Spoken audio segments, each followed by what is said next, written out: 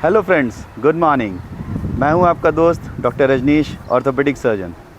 सो friends, IPL का season चल रहा है और हम लोग देख रहे हैं कि कई बार हम लोग सुनते रहते हैं कि प्लेयर्स को इंजरी हो गई। कई तरह की इंजरीज़ होती हैं। क्या ये इंजरीज़ हम कॉमन लोगों को भी हो सकती हैं या सिर्फ अपने प्लेयर्स को ही होती हैं? और अगर होती हैं तो क्या ये रिकवरेबल हैं, वापस से रिकवरी हो सकती है, या जिनका बहुत ही बेहतर तरीके से इलाज होता है सिर्फ उन्हीं का रिकवरी होता है कि एक नॉर्मल आदमी अपने नॉर्मल घर में उपचार करते हुए इसको ठीक कर सकता है? तो इस सीरीज़ में हम लोग बात करेंगे इन्हीं स्पोर्ट्स इंजरीज़ के बारे में और ये कैसे इनको ठीक किया जा सकता है और क्या प्रिकॉशंस हम लोग लें ताकि ये ज़्यादा हम लोगों को हो ना। फ्रेंड्स, हम लोग आज बात करने जा रहे हैं टेनिस एल्बो के बारे में। हम सब लोग जानते हैं कि हमारे क्रिकेट के सबसे भगवान और हमारे क्रिकेट के सबसे महान प्लेयर सचिन तेंदुलकर सर को भी टेनिस एल्बो काफ़ी परेशान करा था। एक समय था जब उनका करियर भी थ्रेटेंड हो गया था।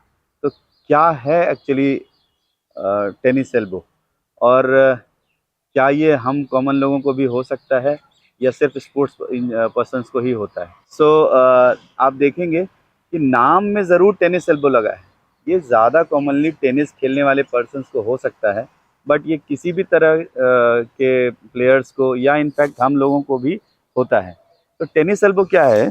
टेनिस एल्बो को जानने के लिए उसके पहले समझना होगा कि हमारी मांसपेशियाँ कहाँ पे अटैच होती हैं और किस तरह काम करती हैं।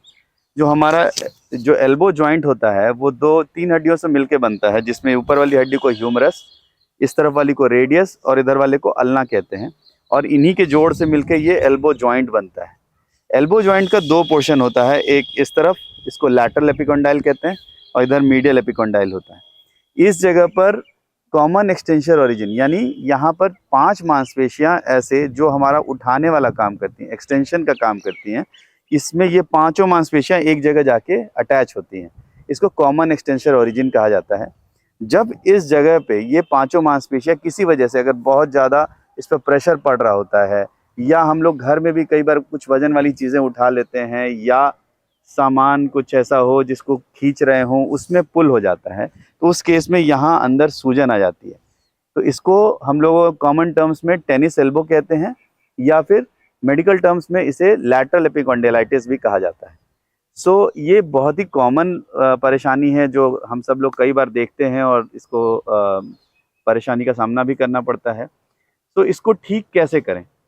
सबसे पहला, जैसे ही ऐसा आपको एहसास हो कि इसमें मुझे दर्द होना शुरू हुआ है, खास करके एल्बो जॉइंट के इस एक पोर्शन के ऊपर, ठीक एक खास पोर्शन के ऊपर, यहाँ दबाने से, अगर आपको प्रेस करने से दर्द महसूस हो रहा हो, सीवियर पेन हो रहा हो, तो आप अपने सारे वजन वाले कार्यों को करना कम कर दीजिए या बंद कर दीजिए। जिस भी चीज़ में आपको निचोड़ने का जैसा वो हो, उसको अवॉइड करें। हेवी वेट्स उठाना अवॉइड करें। उसके साथ ही इसे आइस फर्मेंटेशन यानी बर्फ़ से सेंक करके, या फिर कॉन्ट्रास्ट फर्मेंटेशन यानी आइस से सेंकने के बाद गुनगुने पानी से भी सेकें इसे। इससे सेंकने से हमारे यहाँ की सूजन जो है वो कम हो जाती है। और ये बेसिक चीज़ है जो हम सब लोग घर में अपना, जैसे ही शुरुआत हो इसकी, जैसे ही पेन होना शुरू हो तो ये करना शुरू करें। मैक्सिमम टाइम इसी से रिलीफ हो जाता है।